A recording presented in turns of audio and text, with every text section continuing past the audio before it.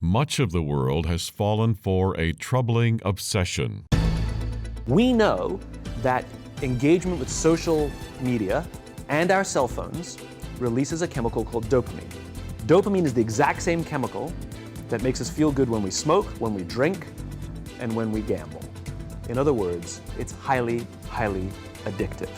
Welcome to Understanding the Times Radio with Jan Markell, Radio for the Remnant, brought to you by Olive Tree Ministries.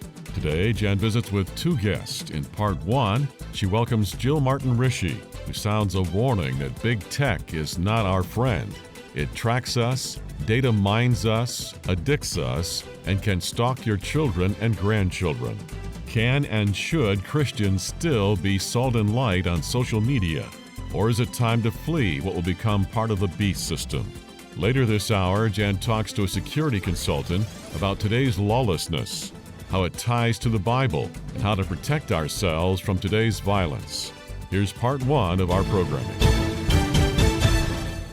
You have an entire generation that has access to an addictive, numbing chemical called dopamine through social media and cell phones as they're going through the high stress. They don't have the coping mechanisms to deal with stress. So when significant stress starts to show up in their lives, they're not turning to a person, they're turning to social media. They're turning to these things which offer temporary relief. We know, the science is clear, we know that people who spend more time on Facebook suffer higher rates of depression than people who spend less time on Facebook. That's a problem. That's an addiction. If you're sitting in a meeting with people you're supposed to be listening to and speaking, and you put your phone on the table, you're just not that important to me. Right? So you have an addicted generation that doesn't have the skill set to ask for help. Combined with the fact that they're so good at Facebook and Instagram, they're good at putting filters on everything. So they're good at showing you how smart and strong they are. These kids who commit suicide, you go look at their Instagrams, you would have no clue that they were depressed. And I'm so glad you could join us today for Understanding the Times Radio. A little bit interesting and different twist here for the first half of the program, because almost 20 years ago, a new concept burst onto the scene called social media, and it transformed the world for good and for bad. Has it been totally for good or bad? I think we see a little bit of both, and we'll talk about that. Some people live on social media. They don't watch television, they don't listen to the radio, they don't read the internet, or even spend time talking on the telephone. They take all that time and invest it in Facebook, Twitter, Instagram, Snapchat, TikTok, YouTube, Rumble, Gab, Pinterest, and there are many that I am missing. So I'm not the social media expert, and someone who really is the expert, and she's actually in studio with me, is Jill Martin Rische. We'll say more about Jill in just a moment. I'm going to not only pick her brain here for this next half hour or so, I'm going to be playing some sound bites as well, and a couple of them are a little bit, shall we say, shocking. We're going to demonstrate how social media, well, they can become literally child predators. Some of the people who are on social media have to go to media rehab to get off. Digital kidnapping. What is digital kidnapping? This is not just a sweet little discussion we're going to have here. Jill Rische, thank you for coming into the studio. It's good to be here, Jan. Thanks. And I'm playing heavily off of some info you provided me with. You advised me that a media war was launched fairly recently, so talk to me about it. Yes, for those of you out there who are on our Facebook and Twitter and other social media, you might have noticed a change in things last November. What happened was a media war was launched against the people whose ideas, ideals, and values did not match up with the platform. Twitter, Facebook especially, said, we're done. We're not going to have these people on our platform anymore. You mean people like us? People like us, correct. Mm-hmm. Those of you who are on talking with me, with Jan, and with others on our Facebook page especially, you will have noticed the fact that I was letting you know we were going to more than likely lose our Facebook page. That has not happened yet, but our outreach has been significantly limited. We've had two things we've been warned about, one of which was from, I believe it was around 2013, and it has to do with ISIS and the Quran. So that was one of our warnings. Technically, we are walking on thin ice. ISIS being defended, people like us being marginalized. Correct. All we were censored for and threatened that we were going to be unpublished for initially was a post with direct quotes from the Quran, and the heading on it was, "This is what ISIS believes." And that's what we received the first warning for and the threat that we're going to be unpublished. So those of you back in November, you noticed what was happening on Twitter. They were dropping people by the tens of thousands. Facebook, they were dropping people again by the tens of thousands. So there is data mining going on. Big tech companies view us, our children, grandchildren, etc., as products. Our followers share things about their personal life, personal photos, photos of kids, grandkids, etc. These big outfits turn around, frankly, they sell it to everyone and anyone because they see us as customers and they're making money off us. That's their only purpose, I think. I think they have a political agenda, and I think that's been rather obvious here in the last 4 years. But I want to play a clip right now that talks about this digital kidnapping. Folks, part of this segment is to send a warning out that bad things are happening online, at least on this social media. It also is a wonderful place to share the gospel, and that's why we're there. It's to be salt and light and help delay some of this decay. But I want to play this real short clip about this digital kidnapping, and then I want to come back and talk about it. This phenomenon is called digital kidnapping, and yes, it is as scary as it sounds. As parents, we love to take photos of our kids and post them. It's a great way to keep our family and friends in the loop. But now experts are issuing this new alert that bad guys are using our posts against us to track our children. This morning, you're about to see how they do it, plus the simple setting on your phone that you can change right now to protect your family. Your baby's hatching. From Facebook to Instagram, parents sharing their children's lives online. But now the new world crime, digital kidnapping, predators stealing your kids' photos and spreading them online. This stranger posting on Facebook claiming this girl was his daughter. In another recent case, a child's photo was tagged on a porn site. Turns out, most of us are putting our own families at risk, and we have no idea. Happy Thursday. You post all the time. Yeah, I like to post about the kids. That's Michelle and Rische. They think we're doing a general story about social media. What they don't know? Back in Ohio, cyber safety expert Jesse Weinberger is poring over their social media pages, checking for private information. So what do you find here? Through Mom's Facebook account and everything that she's posted, I was able to find out husband's name, children's names. She has 2 children. I know their ages. I know their dates of birth. I know where they go to school. I have the address of the school. I have the name of the teacher. I know exactly which playgrounds they visit, how often they like to go to each playground. You were showing me a map where you're actually able to find out the path they take to school, how they walk and when. Right. It wasn't hard.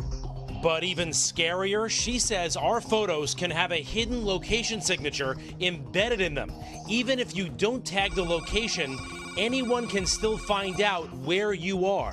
What's the danger here? For example, I know that one of her children broke his leg. How easy would it for me to be to come up to the kid and say, oh, you don't remember me, but I was the nurse when you came to the emergency room. How's your leg feeling? Come with me. Come with me. Jill, that is somewhat terrifying. It is. And if we go to what the Bible says, that we are in a battle, we're in a spiritual battle. Social media is a battlefield, and you have to treat it like it is. It's not a place where you let down your guard. It's extremely easy to take any photographs that you post and post them somewhere else. And there is something called the dark web, which some of you know about. So you may not even know that your child's photograph has been taken. Another thing is the aspect of facial recognition. Why do we want to give the enemy, and these companies are not our friends, right? They hate us. Why do we want to give Facebook our child or our grandchild's face for their photo recognition network? It's not a safe choice. Are you saying, and let's confine it to Facebook, just keep on talking to each other but quit posting pictures? From what I have seen and the dangers that are out there, if you can avoid posting any family pictures or locations or anything that's personal to you, your child or grandchild, then you are really treating the world as if it were not your friend, not letting down your guard, and keeping the details of your life to yourself, I think, is wisdom. Yes, I agree. I'm not quite ready to leave this child predator factor that's going on online. I actually did a program on that probably 4 years ago now. This is a good update. Let's play this clip and come back and talk about it. I never thought I would be chasing child predators. It was 2 years ago when our team intercepted conversations between a 12-year-old girl and a 40-year-old pedophile. He wasn't just talking to her, he was abusing her, coercing her, collecting images and videos, and no one in her life, her parents, 6th grade teacher, or friends, knew what was happening. I have a 6th grader of my own. I have 3 kids, actually, but you don't have to be a parent to be devastated by this. I work for a tech company that uses artificial intelligence to detect issues like grooming and sexual predation, and this is something we see constantly. These abuses are occurring quietly and mostly go unreported, and we want parents to know exactly what we know about what happens online. So we made a plan. A man has been arrested for allegedly raping a 15-year-old that he met over Snapchat. Instagram has become the #1 social media site. At the top of the free download. We've also seen firsthand the predatory symbiotic relationship that exists between Instagram and Snapchat. We would create a fictitious 15-year-old girl, complete with a believable social media identity, put her online, and document how long it would take for a predator to approach her. But creating a person out of thin air is complicated. We needed photos, but we knew we couldn't use an actual teenager. It would have to be someone on our team. I'm 37, but our graphic designers assured me that with the wonders of photo manipulation, they could magically make me look over 2 decades younger. We bought clothes and accessories, studied body language and facial expressions. We methodically covered and edited signs of aging, wrinkles, weight shifts, and stretch marks. Meanwhile, we coordinated with federal, state, and local law enforcement. Then we built a story around her, a history, a family, a social circle. Libby was born in 2004 and is a sophomore who recently moved to Indiana. We created multiple online accounts for Libby, prominently displayed her age, and posted typical teen content. We even created virtual friends for Libby who would comment on her posts.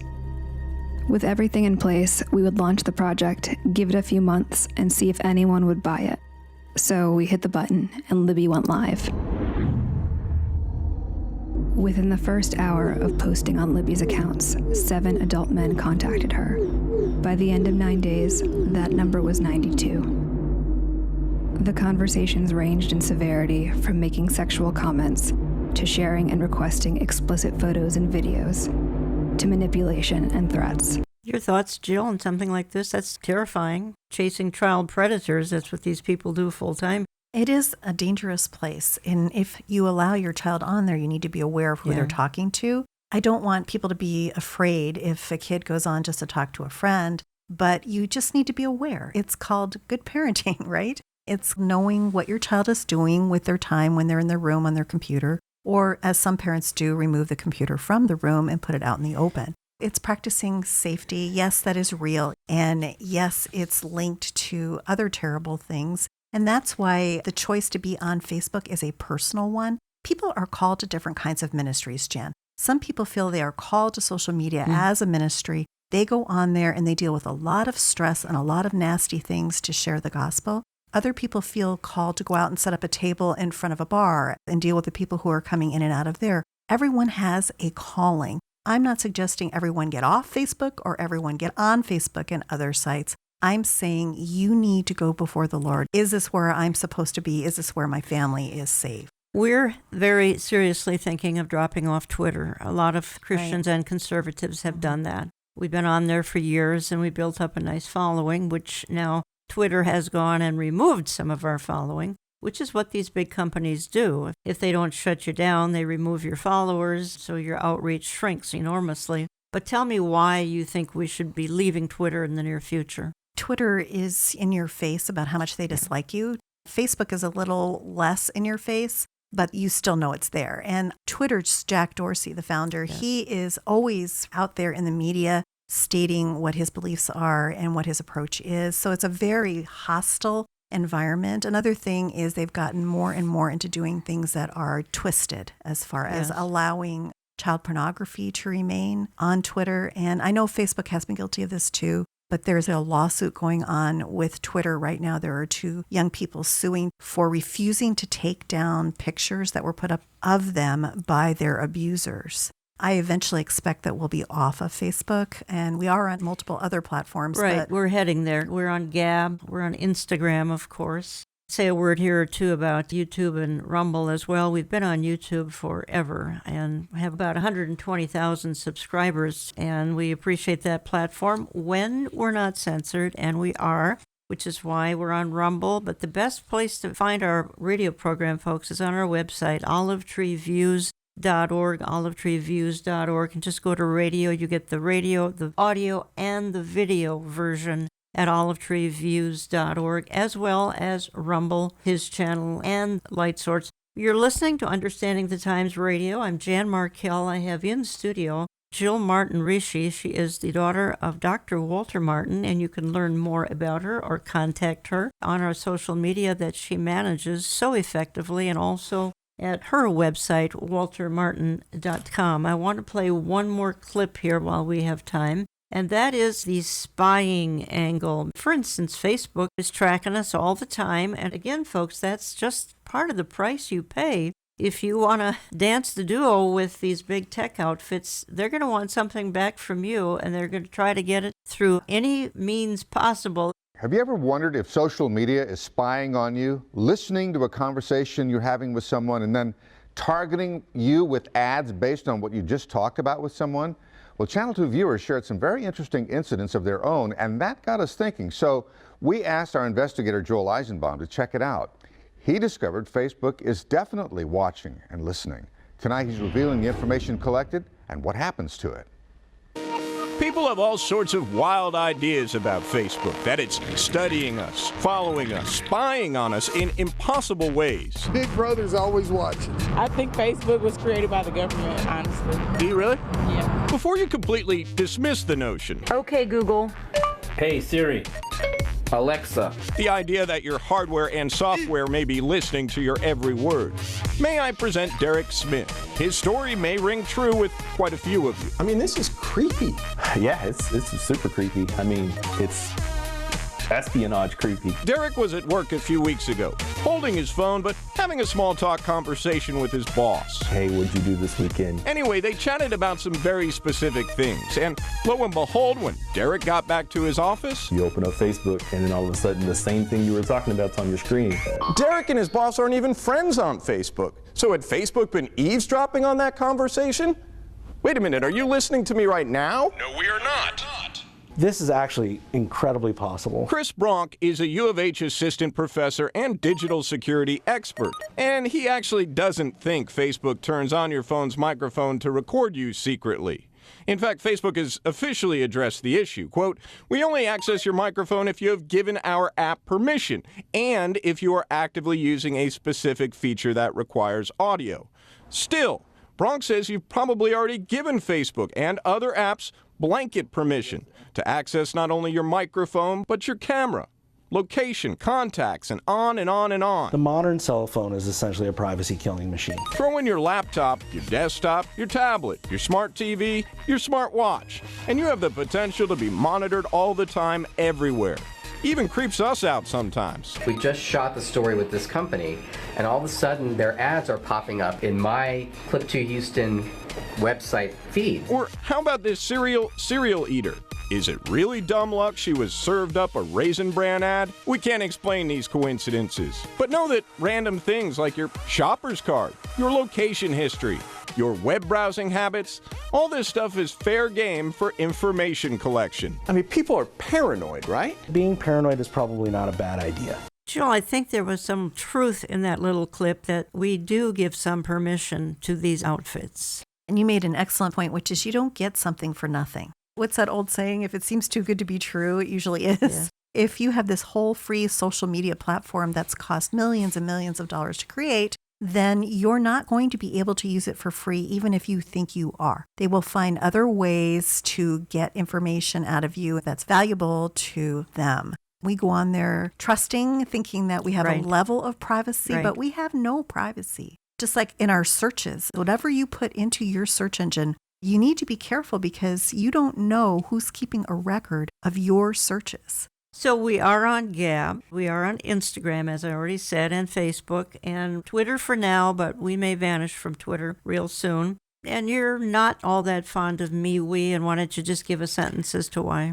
We as Christians have to be careful where we go. It's a good thing to support conservative and or Christian sites. The founder of Gab, Andrew Torba, professes to be a Christian. He said he built this site so that people could speak freely, right. And I think right now at this point we should take him at his word and support his platform. You go there and you can use it free, but he asks you to support him monthly in order to continue getting other options. So that's the one that we chose first. Also, they own their own servers. Yeah. The server is a computer that houses the information on a particular social media website. The company puts all its information there and they keep it safe. And that's where the site is operated from. If the company like MeWe does not own its own servers, then that means someone else can push the off button. All the information and all the effort that you just put into setting up your MeWe account, a year or two from now could be censored or shut down. Well, that sort of happened with Parler. Parler got shut down by powers that be higher than them. And we should say Mikle, I believe, is launching a social media site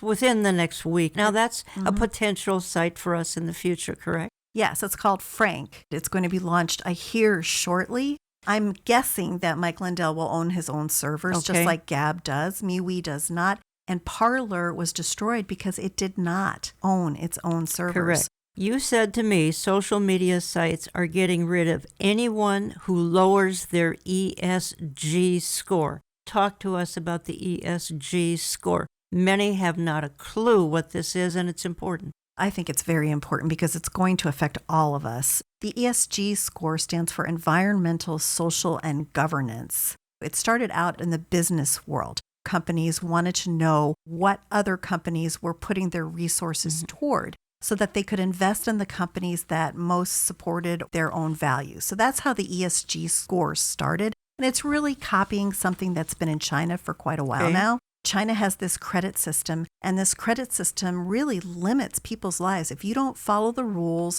then you are restricted in many ways. They have no freedom to travel. Their child may not be able to go to the school they want to go to. They may not be able to get the job they want. The government may look at them more closely. So what you're hearing there is our future. The ESG will progress in America. It has now moved from just corporate businesses like Facebook and Twitter. They're corporate businesses. So keeping you on there lowers their ESG score. If you're a conservative on there talking about Jesus, talking about conservative values, you lower their corporate score, and that's why they want you off of there. But it's spreading beyond corporate to personal and social areas. And now they're calling it a human social score. The bigger picture is it's not just because they don't like your politics, it's because your politics and your life hurts them financially. I appreciate that explanation. I want to play one more clip. This is the addiction angle. It gets back now to users.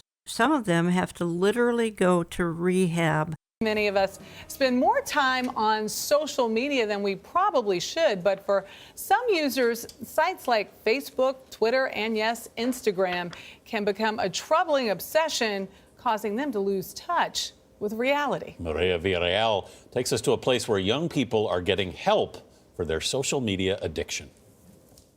I was struggling with severe depression and anxiety.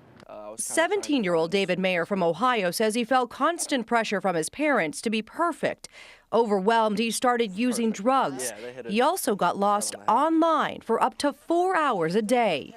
I felt like with all of my posts, I would create this false character of who I was. What I thought was the perfect version of myself, what I wanted to be, which is this young, funny, attractive guy. And obviously, I was kind of neglecting the fact that I did have a lot of sadness within me and a lot of loneliness. David became withdrawn and stopped talking to his parents until they took matters into their own hands. I got woken up 4 a.m., just two guys with my bags packed, and I was pretty frightened at first, but I mean... Did you know these guys? No. My parents had hired them to take me here. They forced David into the Paradigm Malibu rehab facility for 30 days to treat his social media addiction. No cell phones or internet surfing allowed. 50% of teens say they feel addicted to their mobile devices, and studies show teens who spend more time on social media are more likely to report mental health issues than those who spend less time on the sites. I'd sit in my room for days at a time and just kind of be there, and I had nothing else to do except for just kind of curl up and go on social media. 17-year-old Arizona native Caitlin Walker is also seeking treatment at Paradigm. Caitlin says things began spiraling out of control when her parents' marriage hit a rough patch. She turned to social media for comfort, but instead became the target of online bullying. Like, I literally had pictures on my camera of people like bullying me, and I kept it. Why? I don't know. It was just kind of like confirmation that I wasn't good enough. If you know that Instagram and Twitter and Facebook are causing you all this pain, why do you keep going back to it then?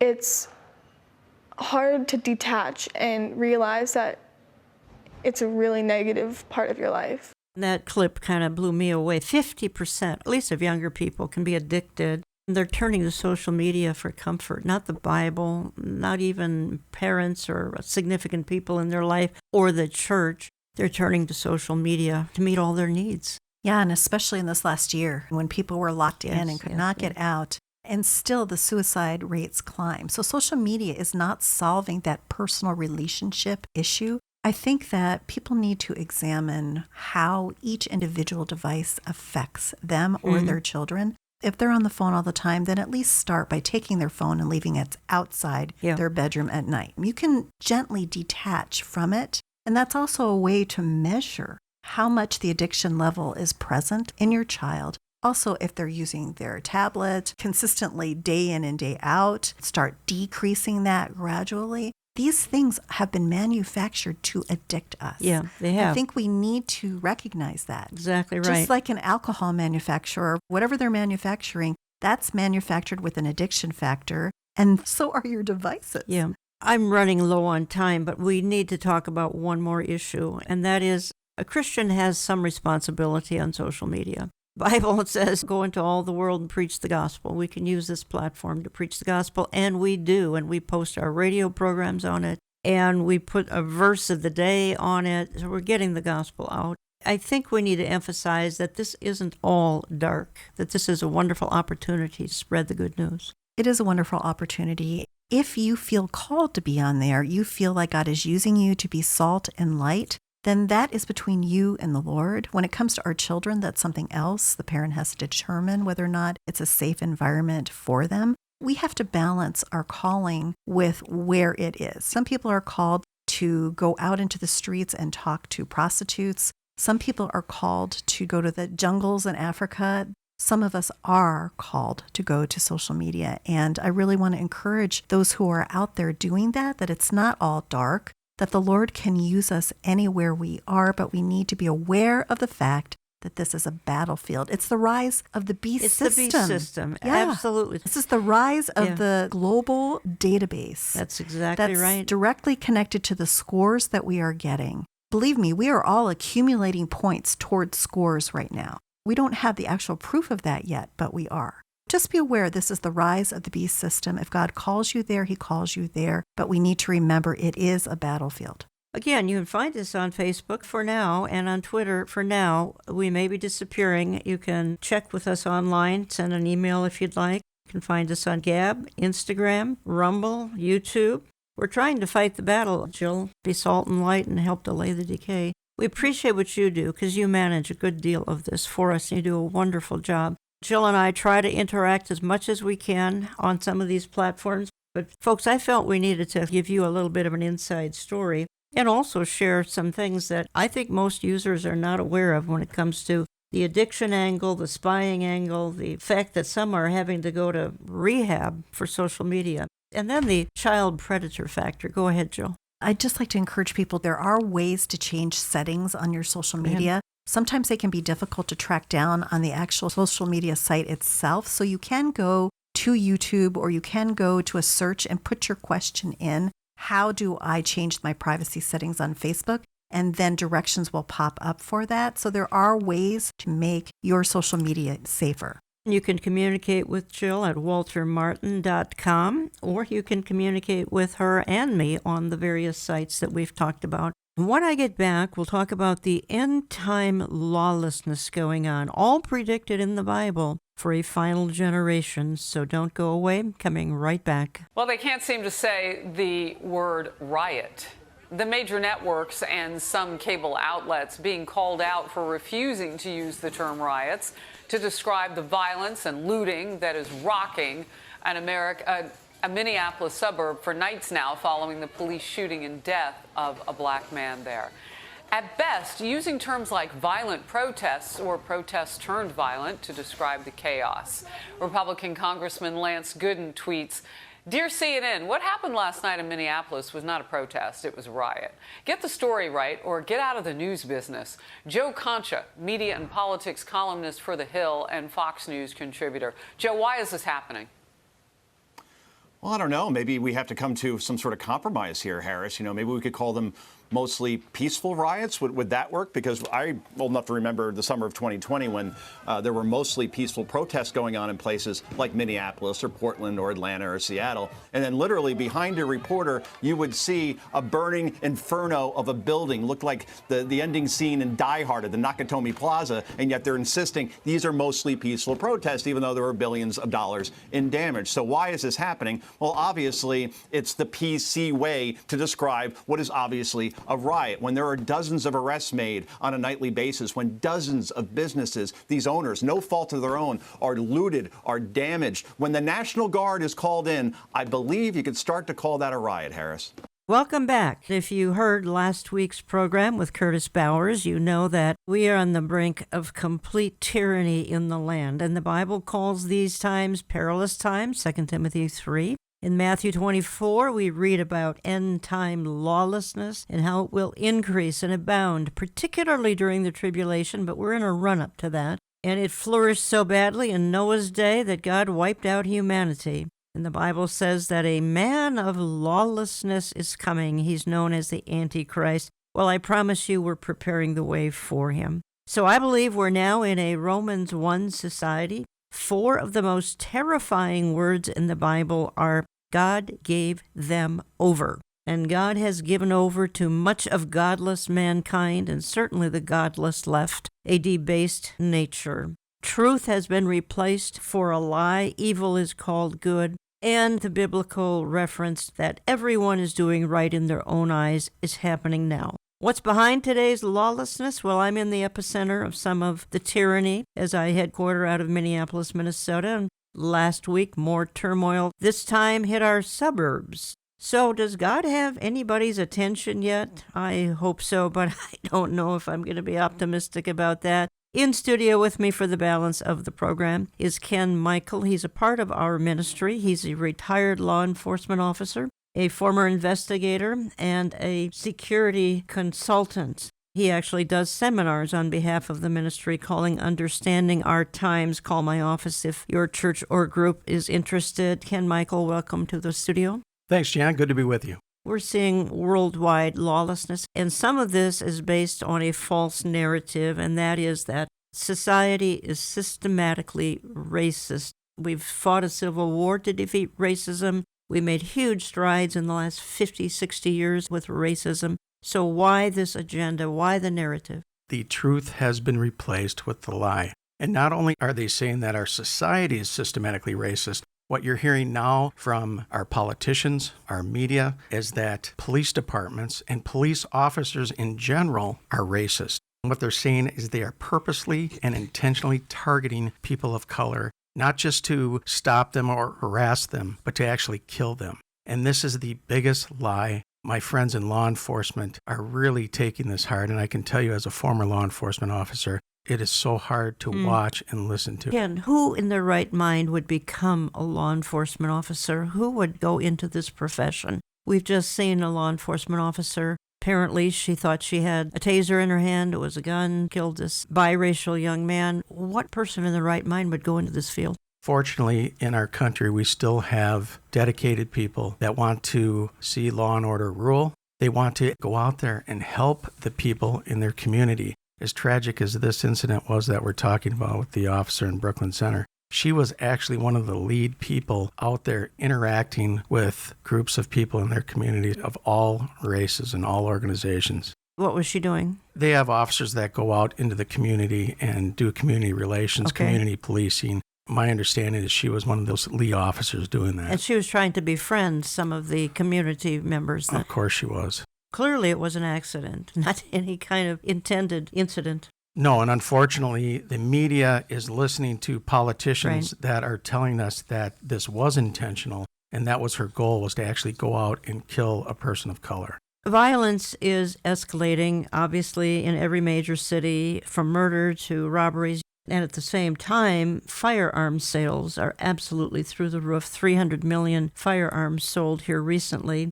Let's just put it this way. You've got good patriotic Americans watching what's happening and getting very nervous, and the only thing they feel they can do to protect their loved ones and their property is arm themselves. Totally understandable, but where is this headed? Are we headed towards a civil war? I believe we are. I agree with a lot of people in my profession that are saying the same thing. You mentioned the sale of firearms. Who do you think the largest purchaser of firearms was last year?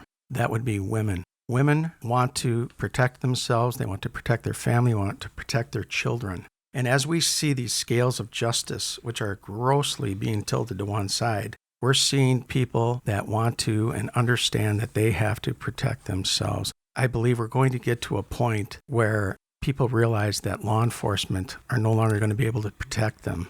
That's what I said earlier, and that's leading towards a whole lot of an increase in the lawlessness, because then you're going to have two sides firing at each other. Right now, we're seeing that's basically from the left. But when good standing people like veterans who have fought for this country, who watched their brothers in arms die in front of them, retired police officers, business owners that have invested their life savings into their business and now have lost everything, when they realize that we're losing the republic and the police aren't going to be able to protect them, you're going to see people in mass numbers rise up because they are going to protect themselves, they are going to protect their families and their property. Then you have people like Ilhan Omar stirring everything up. And I will never stop saying, not only do we need to disinvest in police, but we need to completely dismantle the Minneapolis Police Department.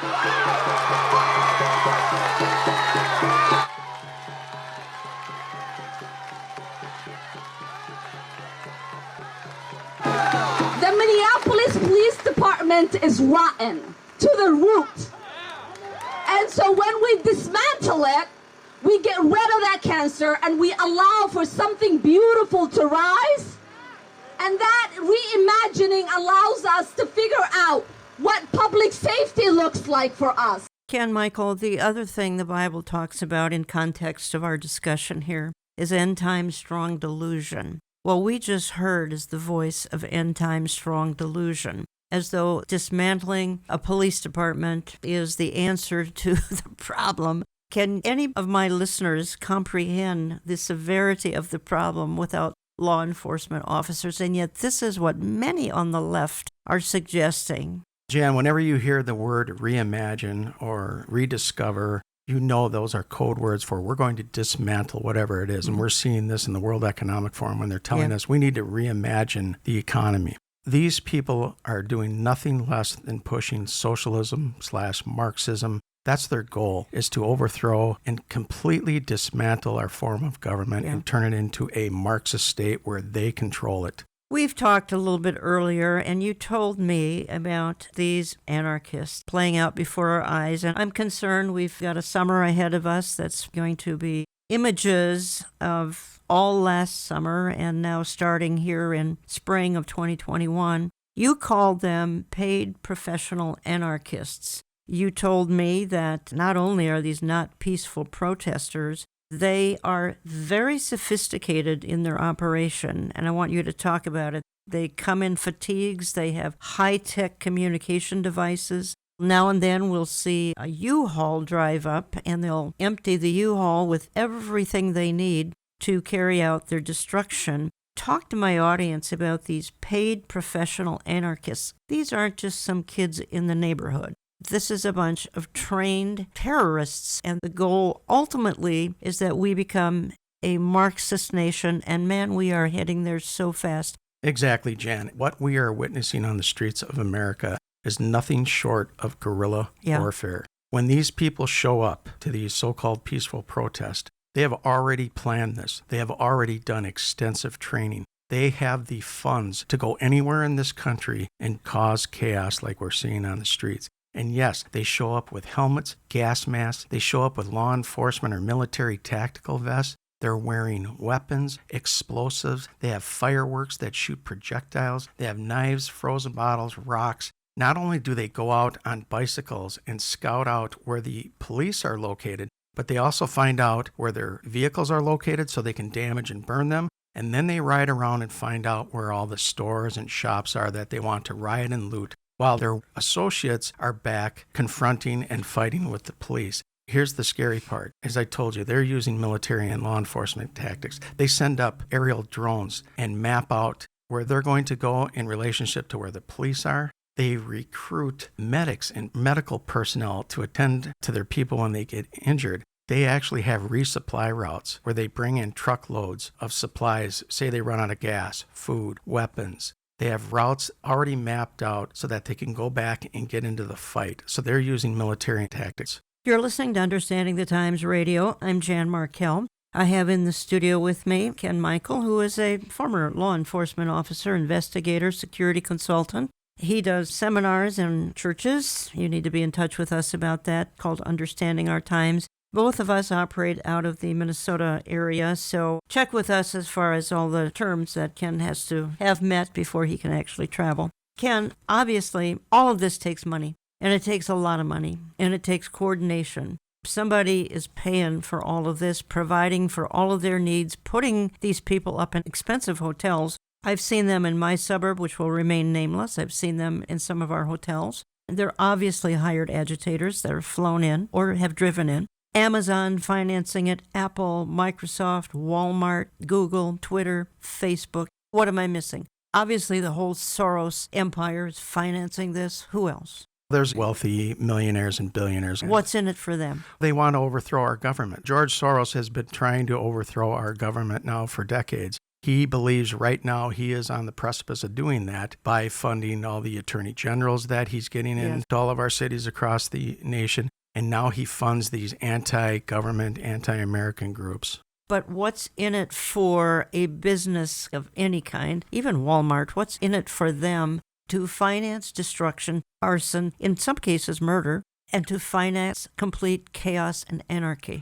Say, for example, Black Lives Matter. They actually extort these companies. They tell them if they don't donate to them, they will put their names out there as not supporting this movement. These companies and corporations do not want to be looped into that. Here's what's ironic, Jan. These looters and rioters are going out there and burning down and looting the very businesses that are supporting them. So the question is, who in their right mind would do this? And why would you do this? Well, the answer is because these CEOs of these corporations know what's coming. And they understand that the Great Reset is approaching. And they, as big businesses, are going to be running this country and make the rules for which you and I have to abide by. Well, let's talk about that for a minute, because I've covered the topic of the World Economic Forum, the Great Reset, on this program 4 or 5 times now. Starting, I think, in January, Billy Crone, Brandon Holthouse, and others. We've discussed it in detail. One of those programs was taken down from the internet, not our website, thankfully.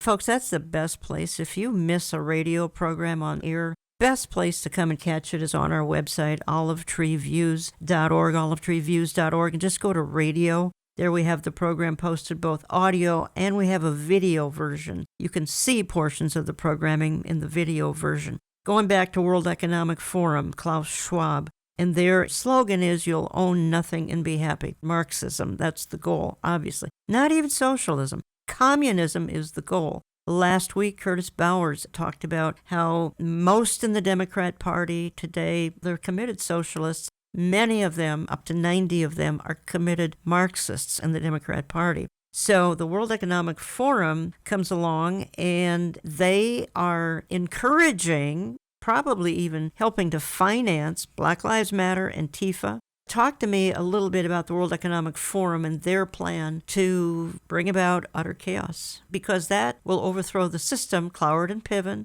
and allows for a new system. The best way to skirt the Constitution is they're going to put these businesses in charge of the rules. And we're already seeing it being applied in big tech. Okay. They can take down any video they want. That's right. They can eliminate any person they want. If they can eliminate the president of the United States off social media, they can do it to anyone, and they've done it to us, obviously.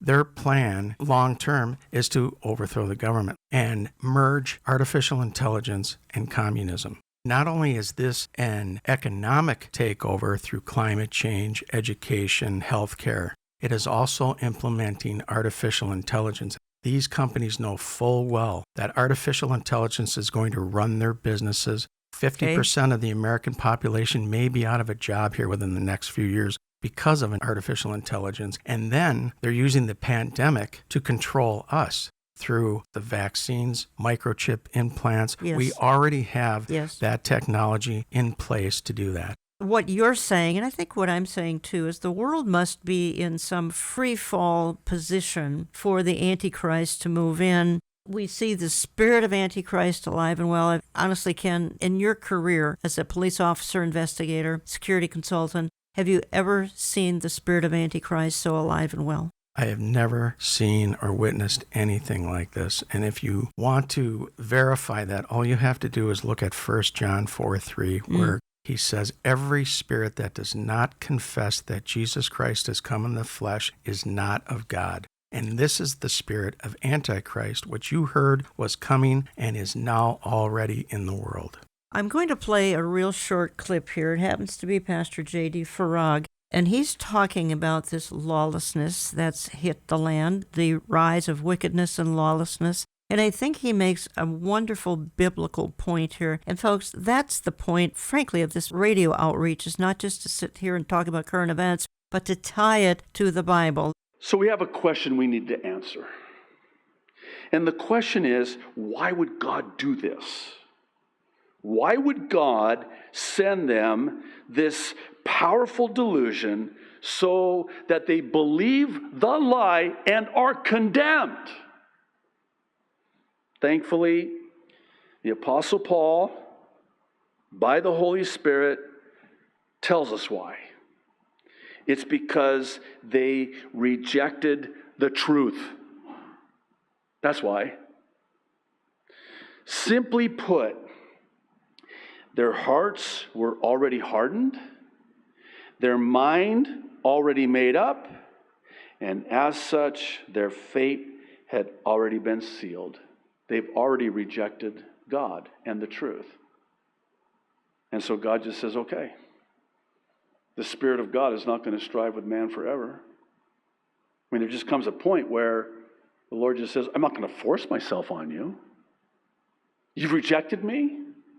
I've given you so many opportunities, and you continue to reject me. Look, I can take a hint. You don't want me. You've rejected me. So fine. And he just gives them over to their mind already being made up. I think about Pharaoh, very interesting account when we were in Exodus. He continued to harden his heart. And we're told, I think it's something like 8 times. And Pharaoh hardened his heart. And Pharaoh hardened his heart. And Pharaoh hardened his heart. And then, it's not, and Pharaoh hardened his heart, it's, and God hardened Pharaoh's heart. What? That doesn't seem fair. I mean, it's kind of like Pharaoh didn't have a fighting chance. I mean, God hardened his heart? No, that's not what happened. It's God saying, you've already hardened your heart, fine. You've already made your choice. You've already made your decision. You've already made up your mind. You've already rejected the truth, so I'm going to stop fighting you and give you what you want, because you don't want me. And this is why God gives them over to their lawlessness and wickedness. And get this, wrap your mind around this. We're told that they actually take great delight in it. I tell you, that this has helped me so much. Because like you, I'm sure, when you watch all of this, You're like,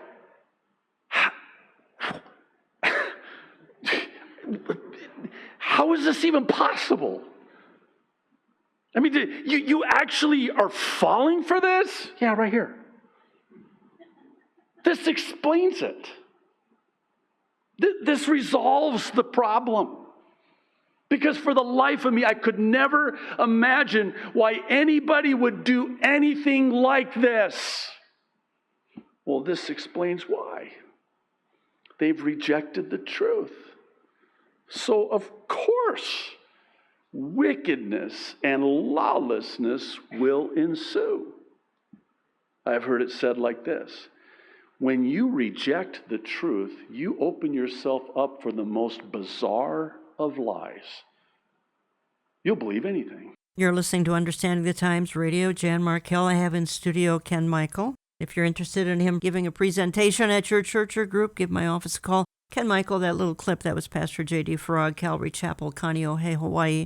And you bring this out. The root problem is sin. If you're not a Christian and you don't have the Holy Spirit living within you, just like Pastor J.D. said, you open yourself up to every other kind of demonic spirit. That's right. We see not only mayhem and chaos, but we see enormous destruction. There are some loss of life here going on in the last year with all of this disruption and chaos. Why are so few of these people arrested? Why aren't they arrested, put in jail for, who knows, a few years? They may be kept overnight and then they're let go again. Why? I believe it's because of the stance that they're taking against the police in general. It is not PC to go out and arrest people from Black Lives Matter or Antifa. However, if you are on the other side of this, you can take one incident and the government, the left, will loop all of those people into the same categories. We're seeing a complete tilt of the scales of justice. Yes. If you are on the left and you're in the woke crowd, they know the police aren't going to come after them if they run. The criminals know that.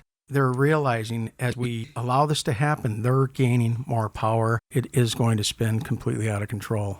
And you have told me your police colleagues still in uniform, they really can't do their job, can they? I've got colleagues that are afraid now to go out and do their jobs. Not because they're afraid of what they might encounter, but they're afraid of the repercussions like we're seeing from the public and from their own police department not backing them up. Some of these administrations are telling them, don't go out there. Just go out and answer your routine calls, back up your partners. We're seeing some of these city council members here in Minnesota telling the public that police officers probably shouldn't be carrying firearms during traffic stops or routine encounters with the public. Well, there are no routine traffic stops. There are no routine encounters with the public because it can go from 0 to 100 in a second, and that's what people don't understand. Some of my listeners right now are thinking, my goodness, you've just presented a sky is falling scenario. What can I possibly do? How can I even protect myself? What can my audience do? Obviously, it's a challenge to be born for such a time as this because we've entered this lawless era.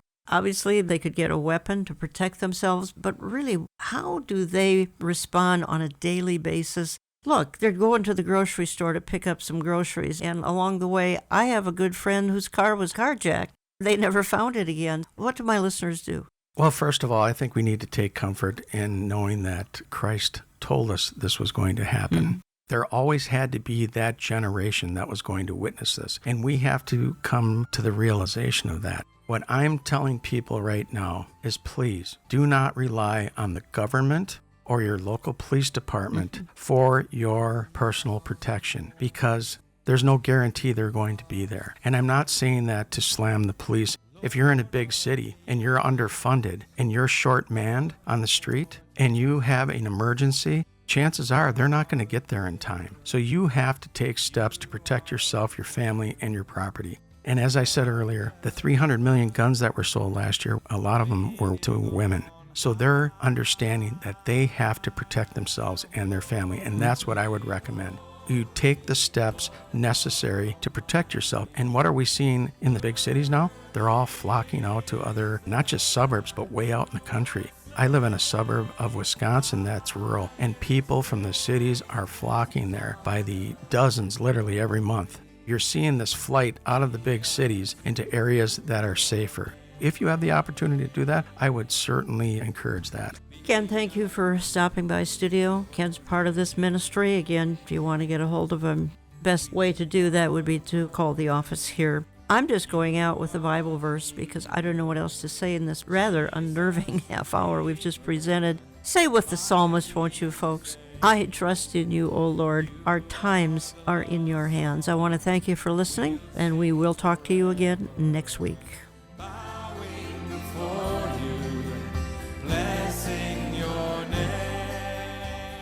We welcome friendly feedback at olivetreeviews.org. That's olivetreeviews.org. Call us Central Time at 763-559-4444. That's 763-559-4444. We get our mail when you write to Jan Markell and Olive Tree Ministries, Box 1452, Maple Grove, Minnesota, 55311. That's Box 1452, Maple Grove, Minnesota, 55311. All gifts are tax deductible. Bible believers know the future in advance, know that God has everything under control, and know that everything is falling into place.